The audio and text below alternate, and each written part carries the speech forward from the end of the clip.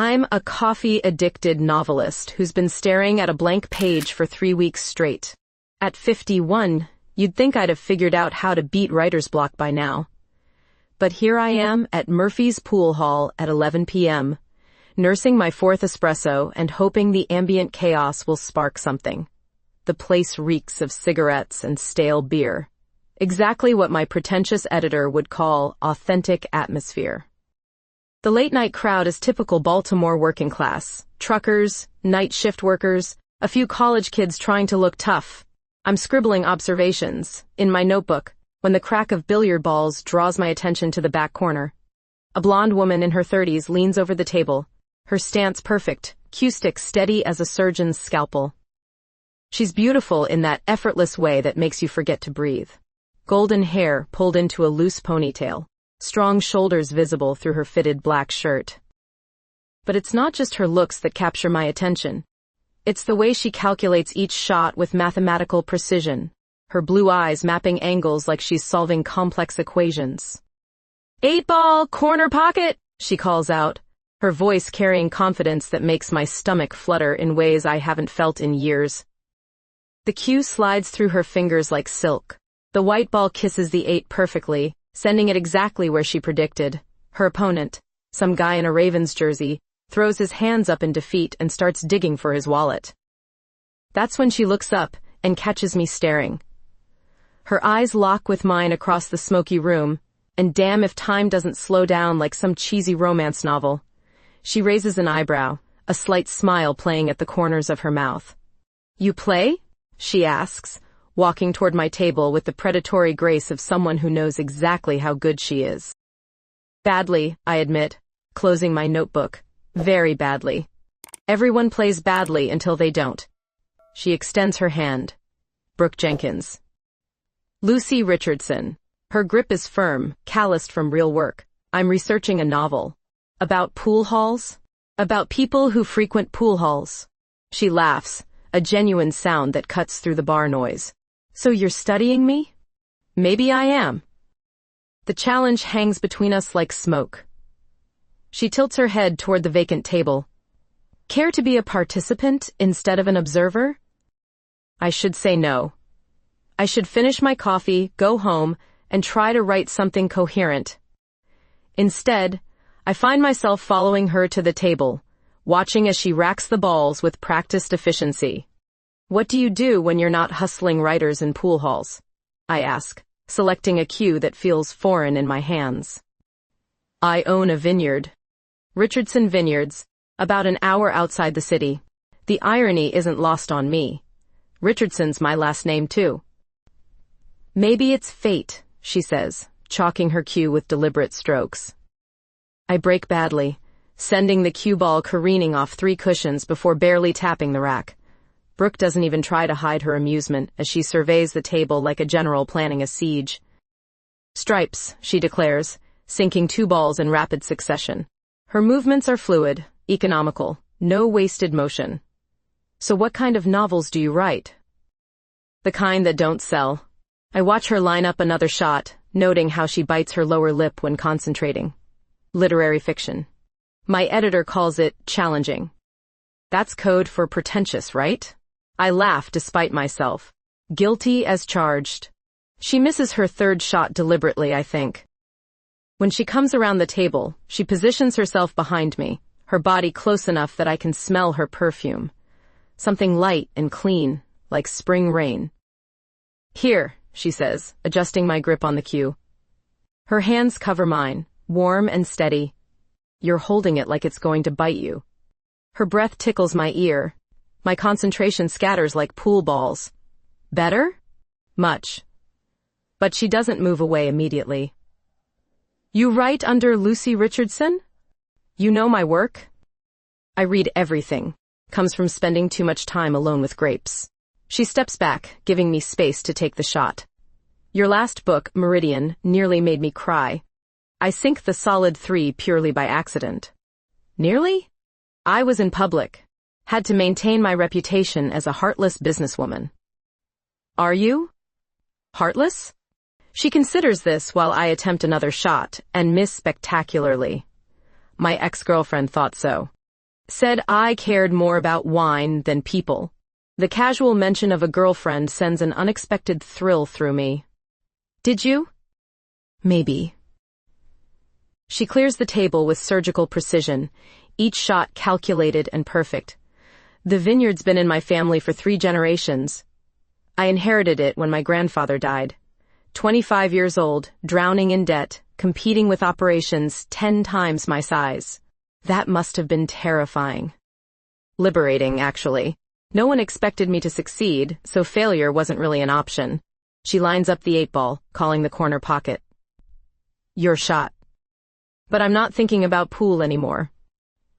I'm studying the way shadows play across her face, the determined set of her jaw. How do you do it? Make it look so effortless? Same way you write, I imagine. Practice until it becomes instinct. The 8-ball drops exactly where she predicted. Game over. I should buy you a drink, I say, suddenly reluctant for this to end. Or, you could visit the vineyard sometime. I make better wine than Murphy makes coffee.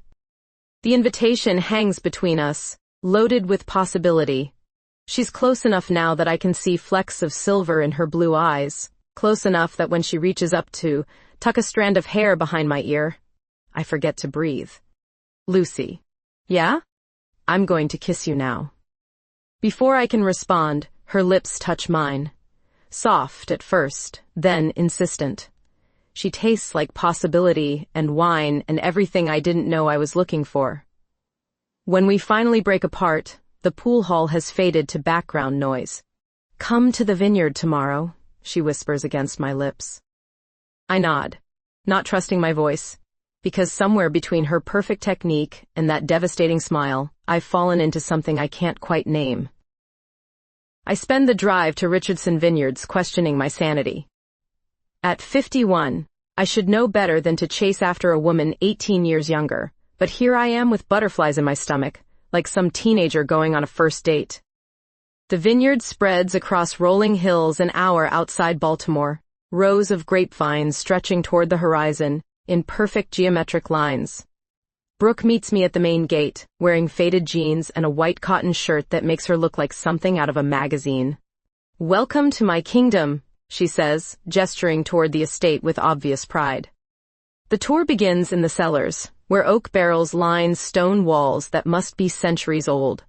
Brooke explains the fermentation process with the same precision she showed at the pool table, her passion evident in every word. This is where the magic happens, she says, running her hand along a barrel marked 2019. Patience and chemistry. Most people don't understand that wine is alive. It changes, evolves, becomes something completely different from what you started with. Sounds like writing, I observe. Exactly. She pulls out a bottle from a special rack. This is my grandfather's reserve. He made it the year before he died. She pours 2 glasses of deep red wine. It tastes like earth and sunshine and decades of accumulated wisdom. It's incredible. He taught me everything. Said wine isn't just about grapes. It's about capturing time in a bottle. Her expression grows wistful. I used to think that was romantic nonsense. Now I understand what he meant. We move to her kitchen, a warm space with exposed beams and copper pots hanging from hooks. She cooks pasta with the same confidence she applies to everything else, talking about the challenges of running an organic operation, while I watch her hands move with practiced grace. Tell me about your relationships, she says suddenly, not looking up from the sauce she's stirring. Direct, aren't you? Life's too short for games. I sip the wine, feeling it warm my chest. I was married for 15 years, to a man who thought my writing was a hobby that would eventually fade away. When it didn't, neither did he. And after? A few relationships, nothing serious. I convinced myself I was too old to fall in love again. I pause. What about you? Her jaw tightens slightly. Sarah. We lived together for 3 years. She wanted me to sell the vineyard, move to the city, said I was married to dead grapes instead of her. Were you? Maybe. This place is everything to me.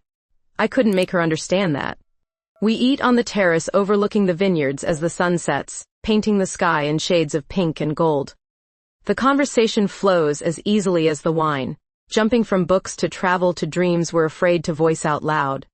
"Can I ask you something?" she says as we finish the bottle. "Shoot. Are you attracted to me, or are you researching another character for your novel?" The question catches me off guard with its honesty. Both, if I'm being completely truthful. And now? I look at her across the small table, this beautiful, complicated woman who challenges everything I thought I knew about myself. Now I'm terrified. Of what? Of wanting something I shouldn't have. She reaches across the table, her fingers finding mine. "Lucy, the age difference is just numbers." Before I can overthink it, she's out of her chair and pulling me to my feet. The terrace is bathed in starlight, the vineyard stretching into darkness beyond us. When she kisses me this time, it's different from the pool hall. Deeper, more certain. Her lips are soft and wine-sweet, her body warm against mine. I can feel my resolve crumbling with each touch, each whispered breath against my skin. This is dangerous territory, but I can't bring myself to care anymore. I wake up in Brooke's guest room, feeling like I've crossed some invisible line. Sunlight streams through lace curtains, and I can hear her moving around downstairs, the clink of dishes and the rich aroma of coffee drifting up to remind me this isn't a dream. Last night feels surreal. The kiss on the terrace, the way she held me against her, whispering things that made my heart race faster than it has in years. I'm 51 years old, for crying out loud. I shouldn't be waking up in a stranger's house feeling like a teenager who snuck out past curfew. "Coffee's ready," Brooke calls from downstairs. I find her in the kitchen, hair pulled back in a messy bun, wearing an oversized sweater that somehow makes her look even more beautiful. She's set out a spread that could feed an army: fresh fruit, homemade bread, eggs Benedict that smells like heaven. "You didn't have to do all this," I say, accepting the coffee she offers. "I wanted to." She studies my face. "You okay? You look like you're planning an escape route." Maybe I am. We sit at the kitchen island, the morning light revealing details I missed in last night's wine haze. The slight scar on her left hand, the way she drums her fingers when she's thinking, the vulnerability she's trying to hide behind casual conversation. "Tell me about inheriting this place," I say, deflecting from my own discomfort. Her expression shifts, becomes more guarded. "Grandfather left it to me instead of my father. Dad never forgave me for that, even though I was the one who actually cared about the wine." She takes a sip of coffee. "I was 25, drowning in debt, competing with corporations that had budgets bigger than my annual revenue. That must have been overwhelming. Terrifying, but also liberating. No one expected me to succeed." She laughs, but there's an edge to it. Turns out spite is excellent motivation. "And now?" "Now I'm successful enough to keep the lights on, but not successful enough to stop worrying about next year's harvest." She sets down her mug. "What about you? What drives Lucy Richardson to write books that don't sell?" "Masochism, apparently." "Seriously?" I consider lying, giving her some romantic answer about artistic integrity. Instead, I find myself telling the truth. Fear of irrelevance. At my age, you start wondering what you'll leave behind. My marriage failed. I never had kids. All I have are words on pages that most people will never read. That's incredibly sad. Thanks for the pep talk. She reaches across the counter, covering my hand with hers. I didn't mean it like that. I meant it's sad that you don't see how much your words matter to the people who do read them. The conversation is getting too deep, too honest. I pull my hand away. Brooke, about last night. Here it comes. What? The speech about how this was a mistake, how you're too old for me, or I'm too young for you, or whatever excuse you've been rehearsing since you woke up. She's not wrong, but her directness irritates me. Maybe because it's true. What do we actually have in common besides mutual attraction? Is that so terrible? Mutual attraction? At our ages, yes. I'm old enough to be your mother. But you're not my mother. You're a beautiful, intelligent woman who makes me laugh and think and feel things I haven't felt in years. She stands up, moving around the counter until she's standing directly in front of me. Age is just a number, Lucy. Easy for you to say. You're 33. And you're 51. So what? You want to spend the rest of your life alone because society says we don't fit some arbitrary timeline? Her hands frame my face, thumbs brushing across my cheekbones. The argument dies in my throat because she's right, and because her touch makes rational thought impossible. I'm scared, I whisper. Of what? Of wanting this too much. She kisses me then, soft and insistent, and I stop fighting the inevitable. Her hands tangle in my hair as mine find the hem of her sweater, pulling it over her head. We move together toward her bedroom, shedding clothes and inhibitions with equal abandon. When she guides me onto her bed, whispering my name like a prayer, I finally understand what her grandfather meant about capturing time in a bottle. 2 weeks after that morning in Brooke's bed, she drops a bombshell over dinner at her kitchen table. We've fallen into a routine of sorts, me driving out to the vineyard 3 times a week, staying overnight more often than not. It feels domestic in a way that both thrills and terrifies me.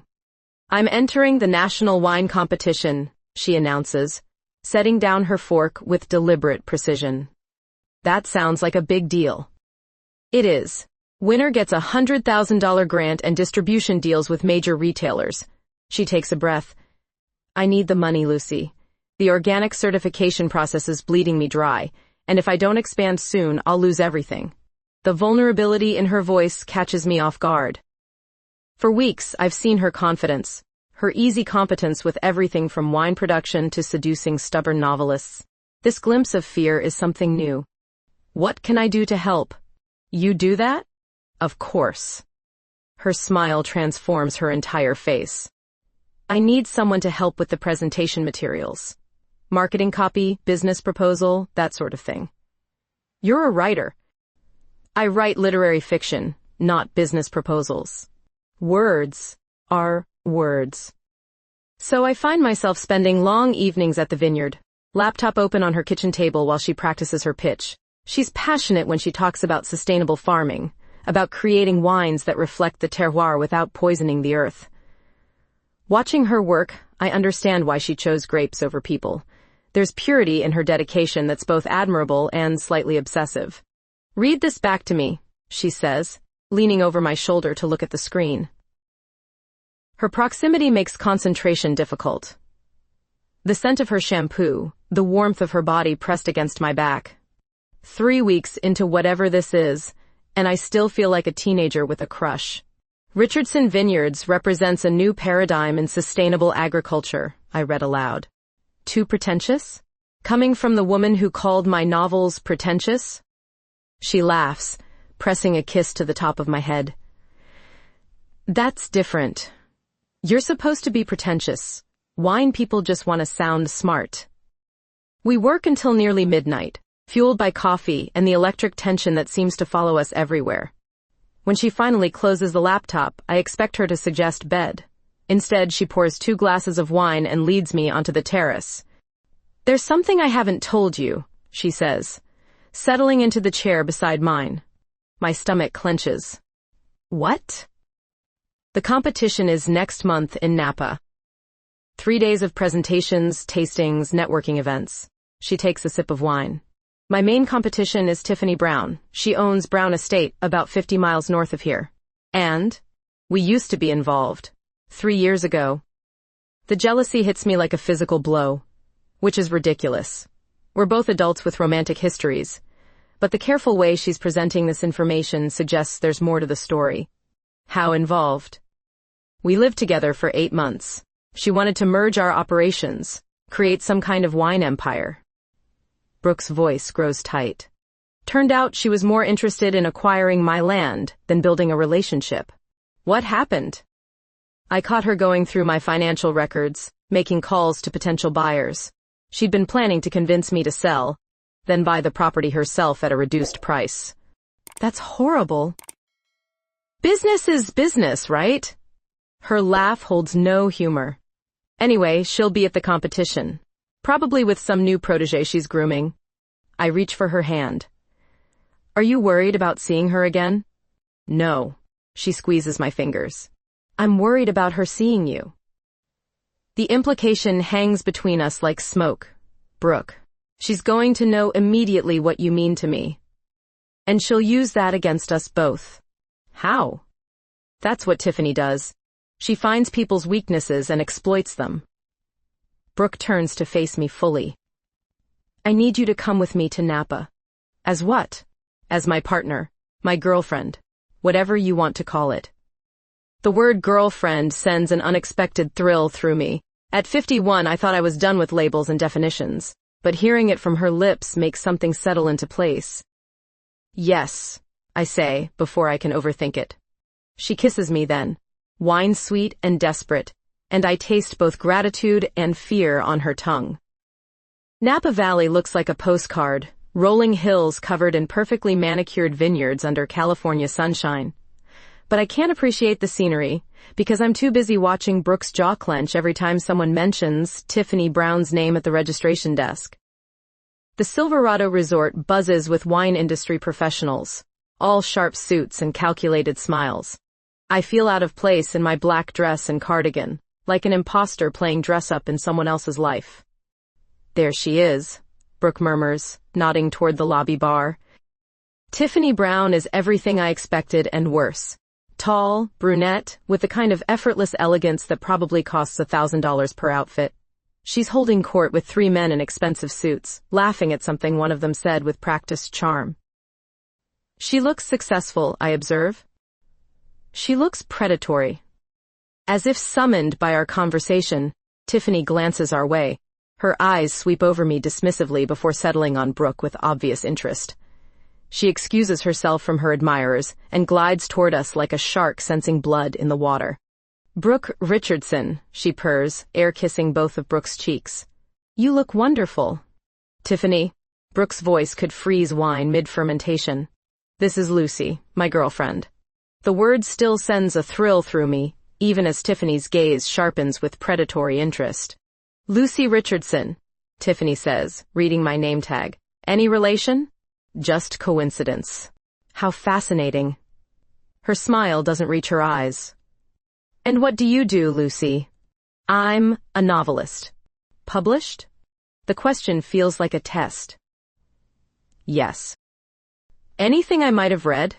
Before I can answer, Brooke interjects. Lucy's latest book was longlisted for the National Book Award. It's a complete lie, but Tiffany doesn't need to know that. Her expression shifts slightly, recalculating. How lovely. Brooke always did prefer the artistic types. The words sound complimentary but feel like daggers. We should catch up sometime, Brooke. For old time's sake. I'm rather busy. Of course. The presentation is tomorrow, isn't it? I'm sure you're nervous. The subtle cruelty in her tone makes my hands clench into fists. Brooke's presentation is flawless. We've rehearsed it dozens of times. Not nervous, Brooke replies evenly, excited. Wonderful. Well, I should return to my investors. They're quite eager to hear about expansion opportunities. Tiffany's gaze flicks to me again. Lucy, I do hope we'll have a chance to chat privately. I'd love to hear about your writing process. She glides away, leaving behind the lingering scent of expensive perfume and implied threats. That woman is poison, I mutter. She's also brilliant at what she does. Brooke watches Tiffany rejoin her group. Did you see those men she was talking to? David Chen from Wine Spectator, Marcus Webb from the Vintners Association. She's already working them. So work them better. It's not that simple. Tiffany has connections I can't compete with. Family money, industry relationships going back generations. The defeat in her voice breaks my heart. Hey. I turn her to face me. You have something she doesn't. What's that? Integrity and better wine. She kisses me then, right there in the lobby with half the wine industry watching. It's defiant and desperate and absolutely perfect. Later, in our hotel room, the stress of the day manifests in urgent need. Brooke presses me against the door before it's fully closed, her mouth finding mine with hungry desperation. Her hands work at the zipper of my dress while I fumble with the buttons of her blouse. We make love with an intensity born of fear and jealousy and the knowledge that tomorrow everything could change. Afterward, lying tangled in hotel sheets, she traces patterns on my skin while I try to memorize the weight of her body against mine. "Whatever happens tomorrow," she whispers against my shoulder. "I'm glad you're here." Me too. But as I drift off to sleep, I can't shake the feeling that Tiffany Brown has plans we haven't anticipated. The judge's decision comes at 3 p.m. in the resort's main conference room. Brooke sits beside me, her hand gripping mine so tightly I'm losing circulation, but I don't dare pull away. The past 24 hours have been a whirlwind of presentations, tastings, and networking events where everyone smiled too widely and spoke in carefully modulated tones. "Second place, Richardson Vineyards," the head judge announces. Relief floods through me like wine, but Brooke's reaction is more complex. Second place means funding, means her dreams stay alive, but I can see the competitive disappointment in her eyes. She wanted to beat Tiffany outright. Third place, Brown Estate. The shock ripples through the room. Tiffany's face goes white, then red, her carefully maintained composure cracking like cheap glass. She pushes back from her table so violently that her chair topples over, drawing stares from everyone in the room. "This is ridiculous," she hisses, loud enough for half the room to hear. The judging was clearly compromised. Security moves toward her, but she's already storming toward the exit, her entourage scrambling to follow. As she passes our table, her gaze locks with mine, and I see something dangerous flicker in her eyes. "Congratulations, Brooke," she says, her voice dripping false sweetness. "I'm sure your girlfriend's support was invaluable." The way she emphasizes girlfriend makes my skin crawl, but before I can respond, she's gone. Brooke turns to me, her face glowing with triumph and relief. "We did it. You did it." She kisses me there in front of everyone, and I taste victory and champagne and the promise of a future that seemed impossible just weeks ago. Back in our room, celebration gives way to a different kind of intensity. Brooke opens a bottle of her grandfather's reserve, the same wine she shared with me that first night at the vineyard. We toast to second place, to funding, to whatever this thing between us has become. "I have something to confess," I say, wine making me braver than usual. "What?" I pull my notebook from my purse, the one I've been scribbling in since the night we met. "I've been writing about us, about this." Her expression shifts, becomes unreadable. "What do you mean?" "A novel, based on us, on your vineyard, on everything we've been through." The words tumble out in a rush. I know I should have asked permission, but the story just started flowing and... She takes the notebook from my hands, flipping through pages of handwritten notes and character sketches. Her face grows progressively darker as she reads. "You've been using me," she says quietly. "No, that's not." "Research subject. That's what I am to you." She closes the notebook with a snap. "How much of this was real, Lucy? Any of it?" "All of it. Every moment. But you were documenting it. Analyzing it. Turning our relationship into material for your next book." She stands up, pacing to the window. "Damn it, I should have seen this coming." "Brooke, please." "Is that why you came to Napa? For the story? More authentic details about the wine competition?" The accusation hits like a physical blow. "You know that's not true, do I? You're a writer who hasn't published anything successful in years. I'm a convenient plot device." I reach for her, but she steps away. "Don't touch me. I love you." The words slip out before I can stop them, hanging in the air between us like a challenge. It's the first time either of us has said it, and the timing couldn't be worse. "Do you? Or do you love the character you've created based on me?" I don't have an answer for that, because in this moment, I'm not sure I know the difference. "I need some air," she says, grabbing her jacket. "Brooke, wait." But she's already gone, leaving me alone with my notebook and the terrible weight of truth. Because she's right, isn't she? Some part of me has been observing even while participating, cataloging details and emotional beats like the professional writer I am. The question is whether that makes our relationship any less real, or if it just makes me a coward who hides behind her craft instead of living fully in the moment. When she returns an hour later, her eyes are red-rimmed and her voice is steady. "I think you should go back to Baltimore," she says. "Is that what you want?" I don't know what I want anymore. I pack in silence while she sits on the bed, watching me fold clothes with the same careful attention she gives to wine production. When I reach for my notebook, she covers it with her hand. "Leave it. Brooke. If you're going to write our story, at least get the ending right." 3 months back in Baltimore, and I'm drowning in my own story. The novel flows like it never has before, words pouring onto pages with desperate urgency. Every scene between my fictional characters carries the weight of what I lost. Every line of dialogue echoing conversations I can never have again. My editor, Margaret, reads the first draft in 2 days and calls immediately. "Lucy, this is extraordinary. Your best work." "Thanks. But we need Brooke's permission before we can publish. Legal is very clear about this." Of course they are. Even fictionalized, the story is obviously based on real people and events. I've changed names and locations, but anyone who knows us would recognize the truth underneath. "I'll handle it," I lie. Instead, I spend another month revising, polishing scenes that already shine, avoiding the inevitable confrontation. My apartment feels like a tomb. Coffee cups multiply on every surface. I haven't showered in 3 days. The vineyard expansion is happening without me. I follow Richardson Vineyards on social media like a stalker, watching Brooke's progress through carefully curated Instagram posts. New fermentation tanks, organic certification approval, a photo of her laughing with her workers during harvest that makes my chest ache. She looks happy, successful, better off without me. Margaret calls again. "Lucy, the publisher is getting antsy. They want this book for next year's catalog, but we need that permission." I said, "I'll handle it." Then handle it. Drive out there and talk to her. It's not that simple.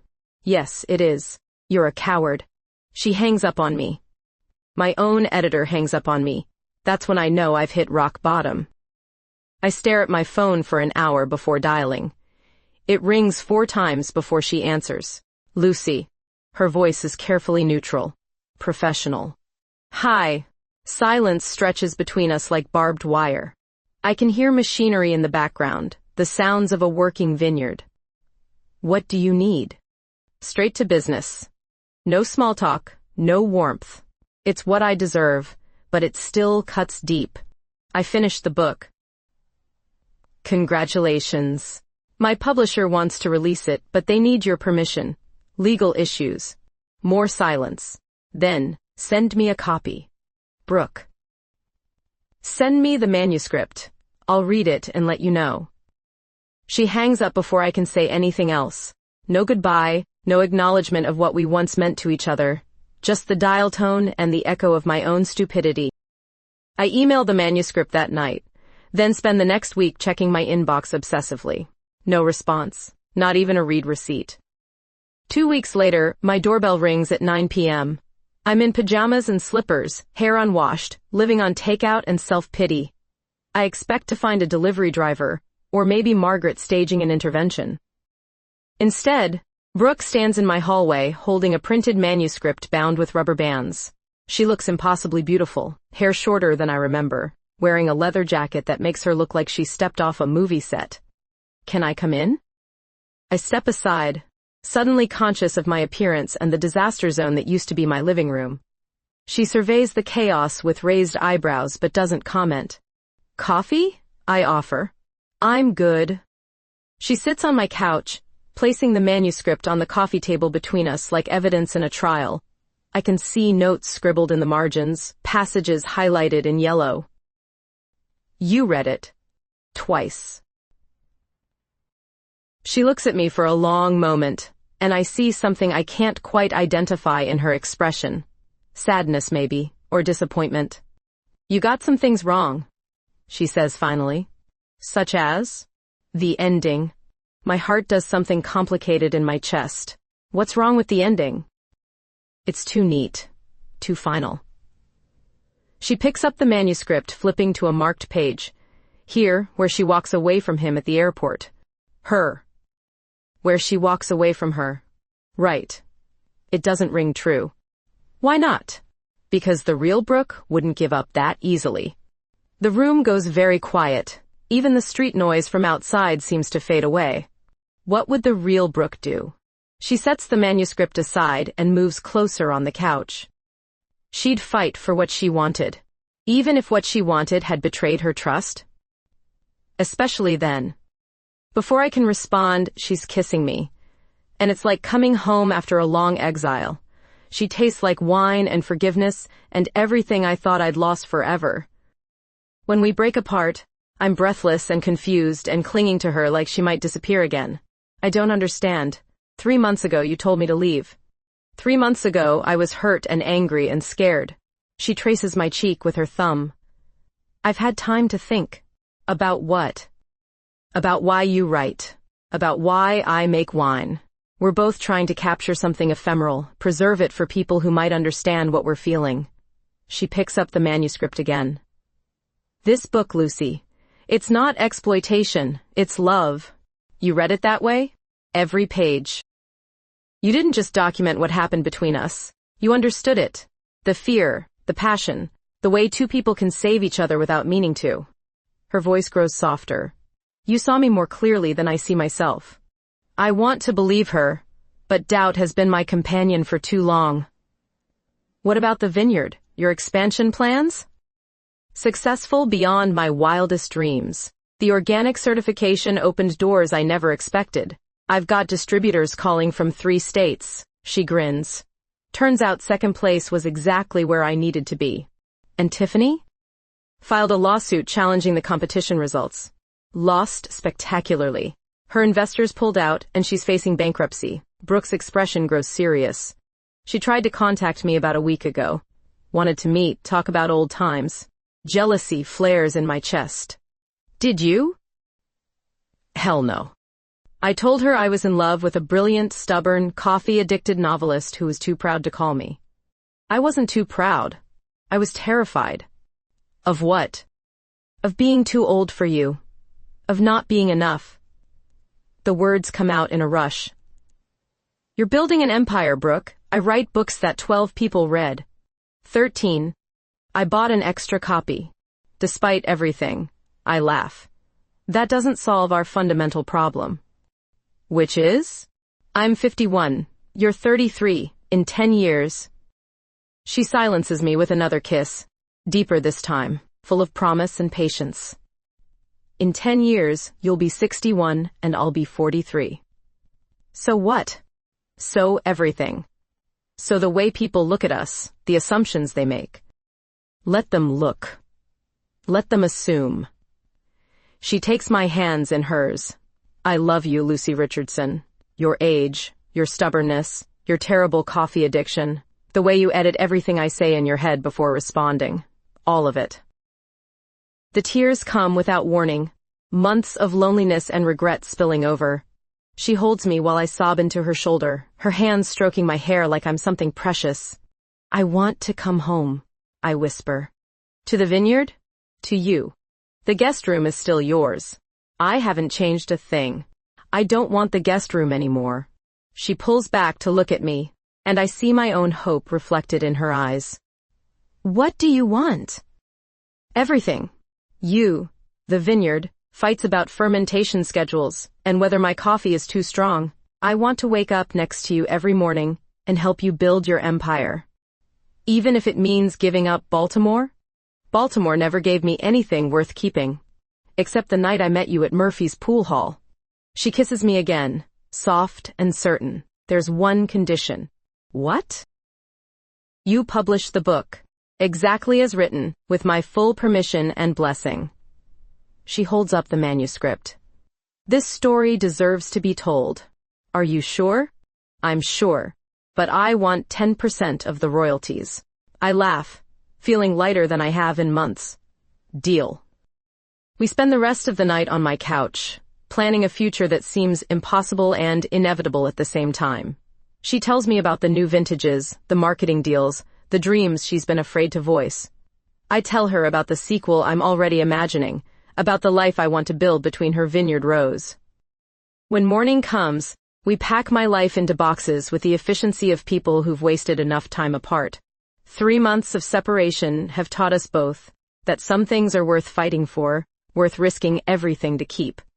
As we load my car, Margaret calls. Lucy, please tell me you have good news. Better than good? I have Brooke's permission and a new address. Thank God. When can we expect the final manuscript? I look at Brooke, who's arguing with my coffee maker, like it's personally offended her. Give me 2 weeks to write a better ending. The ending is perfect. Trust me. This one will be better. Because the best stories I'm learning are the ones where love wins against impossible odds, where 2 people choose each other despite every reason they shouldn't. And sometimes, if you're very lucky, those stories turn out to be true.